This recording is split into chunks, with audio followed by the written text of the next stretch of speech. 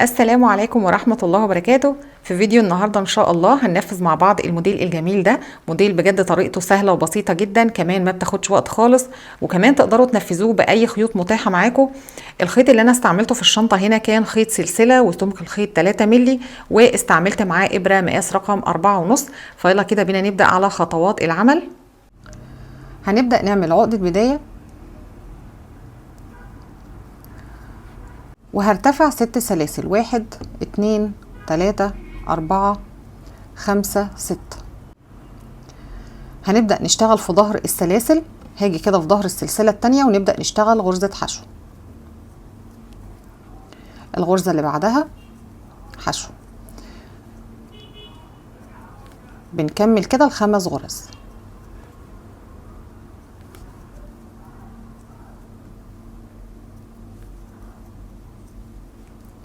هنبدأ نكرر ان احنا نرتفع سلسلة ونلف الشغل، ونبدأ نشتغل تحت الحلقتين غرزة حشو. اجمالي غرز الحشو معانا 5.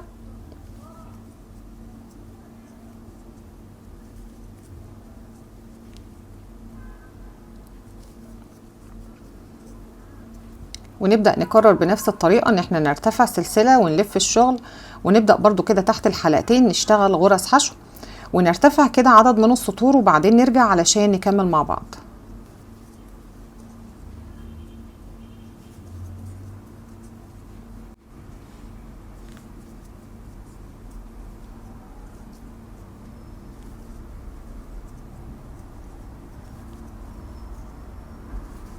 كده خلاص بعد ما ارتفعنا 23 سطر من غرزة الحشو، دلوقتي بقى هنبدأ نحوط القطعة دي بغرز الحشو. فهنيجي كده في اخر غرزة اشتغلنا فيها غرزة حشو، هننزل تاني في نفس الغرزة ونشتغل غرزة حشو، ودي هتكون اول غرزة معانا في السطر وهنعلمها بالماركر. هنبدأ نشتغل على الناحية دي غرز حشو. شايفين عندي هنا كده عقدة، جنب العقدة حلقة صغننة كده، هدخل كده في الحلقة دي وهشتغل غرزة حشو. السطر اللي بعده بيكون حلقة مايلة، بدخل كده تحت الحلقتين اللي فوق وبسيب حلقة تحت، مش بدخل تحت الغرزة كاملة علشان ما يحصلش فراغ معايا في القاعدة، وابدأ اشتغل غرزة حشو. السطر اللي بعده عقدة، هاجي كده في الحلقة الصغننة اللي بتكون جنب العقدة دي وادخل كده فيها واشتغل غرزة حشو. الغرزة اللي بعدها بتكون حلقة مايلة، بدخل كده تحت الحلقتين اللي فوق مش تحت الغرزة كاملة واشتغل غرزة حشو. بنكمل كده بنفس الطريقة لحد ما بنوصل لآخر غرزة في السطر. مرة بيقابلنا عقدة ومرة بتكون حلقة مايلة.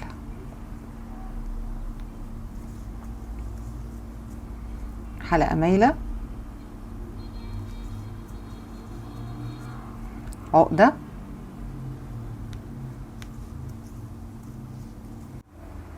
كده خلاص وصلنا لآخر السطر.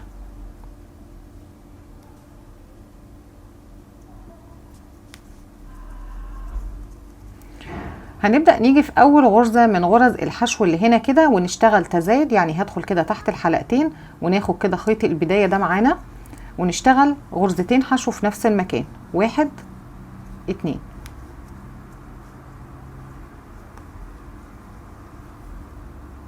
الغرزة اللي بعدها بشتغل غرزة حشو واحدة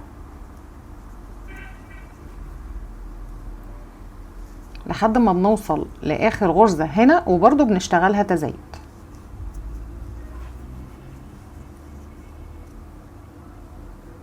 ادي اول غرزة، ودي تاني غرزة في نفس المكان. هنبدأ دلوقتي نشتغل على الناحية دي غرز حشو زي بالظبط ما اشتغلنا هنا. هنبدأ نشتغل كده فوق كل سطر ارتفعناه غرزة حشو. برضو مرة بيقابلني عقدة ومرة بيقابلني حلقة مايلة.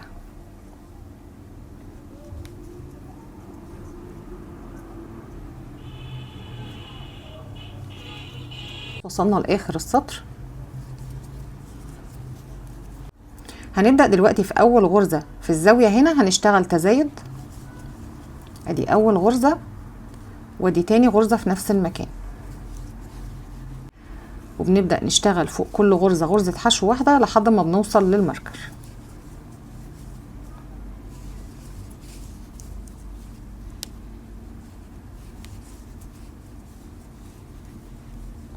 كده خلاص خلصنا القاعدة بتاعتنا. هناخد بقى المقاس النهائي. عندي هنا الارتفاع 20 سنتي والعرض 6 سنتي. لو حد حابب يكبر الشنطة عن كده بنزود سلاسل البداية وكمان بنزود سطور الارتفاع. هنبدأ دلوقتي نيجي كده في أول غرزة، هندخل تحت الحلقتين ونقفل السطر بتاعنا بغرزة منزلقة، هنرتفع سلسلة، والسطر ده هيكون عبارة عن غرزة حشو في الحلقة الخلفية. شايفين الغرزة اللي احنا قفلنا فيها بمنزلقة دي؟ هندخل كده في الحلقة الخلفية ونشتغل غرزة حشو. اهم حاجة غرزة الحشو الاولى دي دايما نعلمها بالماركر. فوق كل غرزة كده هنشتغل غرزة حشو في الحلقة الخلفية.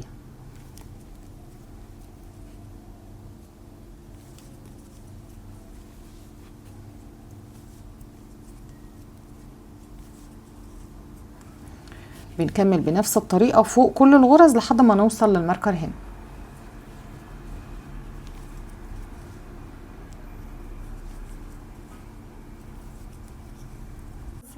كده خلاص خلصنا السطر كله من غرزة الحشو في الحلقة الخلفية. دلوقتي هنبدأ نشتغل غرزة الشنطة. هبدأ اجي في اول غرزة،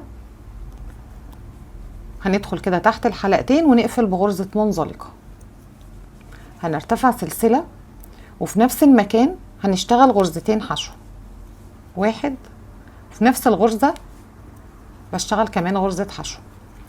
اول غرزة من الغرزتين دول هنعلمها بالماركر.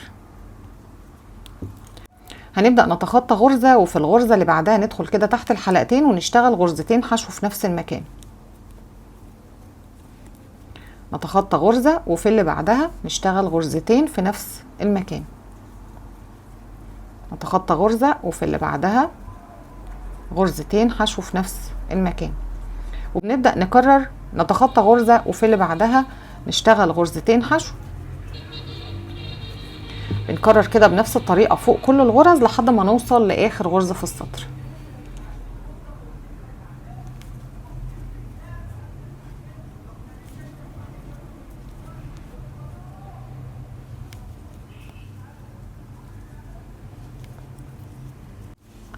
كده خلاص وصلنا لآخر السطر. هنتخطى غرزة وفي اللي بعدها نشتغل غرزتين حشو.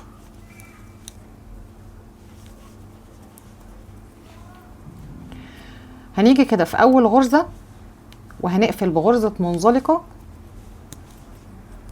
وهنروح في الغرزة اللي بعدها ونشتغل غرزتين حشو في نفس المكان، وأول غرزة حشو دي هنعلمها بالماركر. في نفس الغرزة بشتغل كمان غرزة حشو. هنبدأ نتخطى غرزة، وفي الغرزة اللي بعدها هشتغل غرزتين حشو في نفس المكان، واحد، اتنين، نتخطى غرزة، وفي اللي بعدها نشتغل غرزتين حشو في نفس المكان.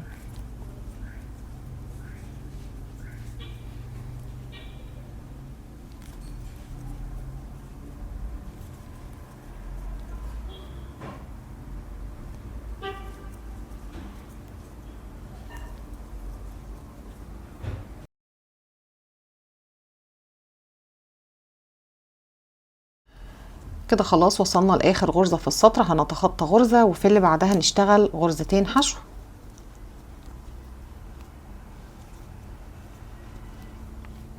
هنبدأ نيجي في اول غرزة ونشتغل غرزة منزلقة، وفي الغرزة اللي بعدها هنشتغل غرزتين حشو في نفس المكان. ادي اول غرزة وادي تاني غرزة، واول غرزة هنا هنعلمها بالماركر. هنتخطى غرزة وفي اللي بعدها نشتغل غرزتين حشو في نفس المكان، نتخطى غرزة وفي اللي بعدها غرزتين حشو في نفس المكان.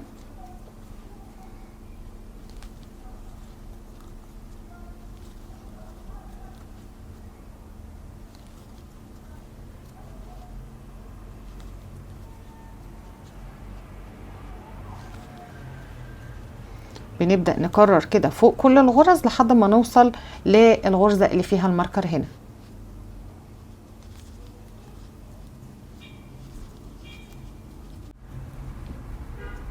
بنتخطى غرزة، وفي اخر غرزة في السطر بنشتغل غرزتين حشو في نفس المكان.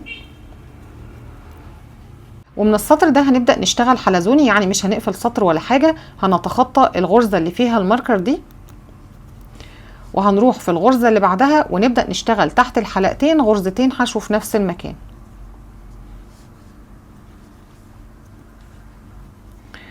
وأول غرزة دي هنعلمها بالماركر، هنتخطى غرزة وفي اللي بعدها نشتغل غرزتين حشو في نفس المكان. نتخطى غرزة وفي اللي بعدها غرزتين حشو في نفس المكان.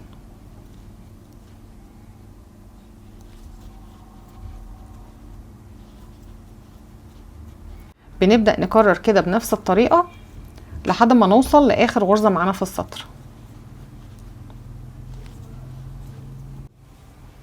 كده خلاص وصلنا لآخر السطر، هنتخطى غرزة وفي اللي بعدها نشتغل غرزتين حشو في نفس المكان.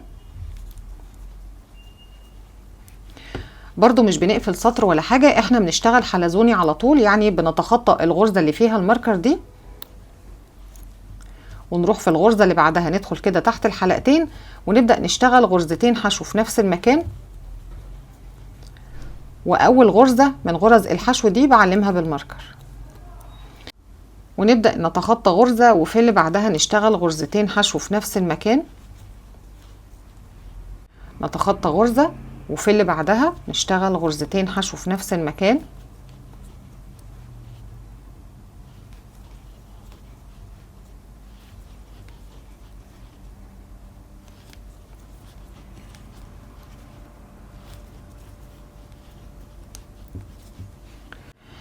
بنبدأ نكمل كده بنفس الطريقة لحد ما نوصل لآخر السطر، وبرضو مش بنقفل السطر بمنزلقة، احنا بنشتغل حلزوني، يعني بنيجي في الغرزة اللي فيها الماركر دي بنتخطاها والغرزة اللي بعدها بنشتغل فيها غرزتين حشو، وأول غرزة من غرز الحشو دي بنعلمها بالماركر علشان نكون عارفين فين بداية السطر بتاعنا.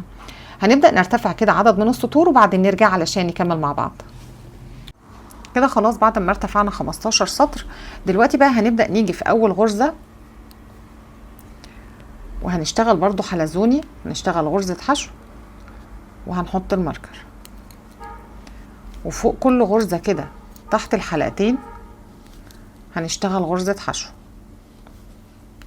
مش هنتخطى بقى غرز ولا حاجة، فوق كل غرزة هنشتغل غرزة حشو.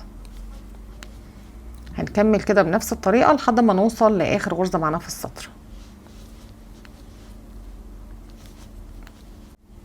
كده خلاص وصلنا للماركر، هنبدأ برضو نشيل الماركر هنا ونبدأ نشتغل حلزوني، يعني برضو مش هنقفل سطر ولا حاجة، ونبدأ نكمل برضو كده فوق كل غرزة غرزة حشو واحدة، وهنبدأ نرتفع كده كام سطر من غرزة الحشو وبعدين نرجع علشان نكمل مع بعض. كده خلاص بعد ما خلصنا 3 سطور من غرزة الحشو، دلوقتي بقى هنبدأ نشتغل سطر كمان بس من غرزة المنزلقة في الحلقة الخلفية. هاجي كده في أول غرزة في الحلقة الخلفية ونشتغل غرزة منزلقة، الغرزة اللي بعدها منزلقة، فوق كل غرزة كده في الحلقة الخلفية هنشتغل غرزة منزلقة. أهم حاجة بس ما نشدش ايدينا،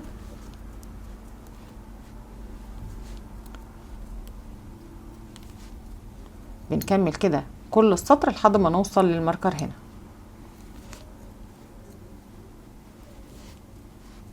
خلصنا سطر من غرزة المنزلقة، دلوقتي بقى هنبدأ نقطع الخيط وهننهي السطر بتاعنا بإبرة التنظيف. انا كمان هنا ما اشتغلتش اخر غرزة في السطر، هنكونها واحنا بنقفل السطر. نبدأ ندخل في الغرزة اللي كان فيها الماركر دي تحت الحلقتين، ونرجع ندخل تاني من نفس المكان اللي كان طالع منه الخيط، وبناخد الحلقة اللي بتكون تحته دي،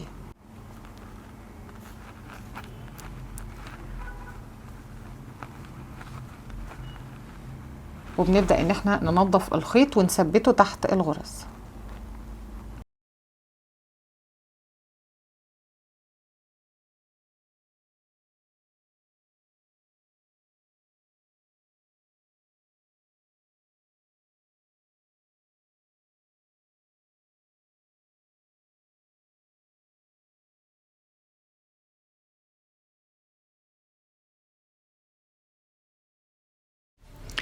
وده كده شكل شنطتنا بعد ما خلصت. عايزه اقول لكم ان الشنطه ما بتاخدش وقت خالص، كمان الغرزه بتاعتها سهله قوي. ما تنسوش كده تشاركوني رايكم في التعليقات، وبفكركم بقى لو لسه مكملين معايا لحد دلوقتي وناسين تشتركوا في القناه، يسعدني طبعا انضمامكم للقناه. اشوفكم كده على خير في فيديو جديد ان شاء الله. باي باي.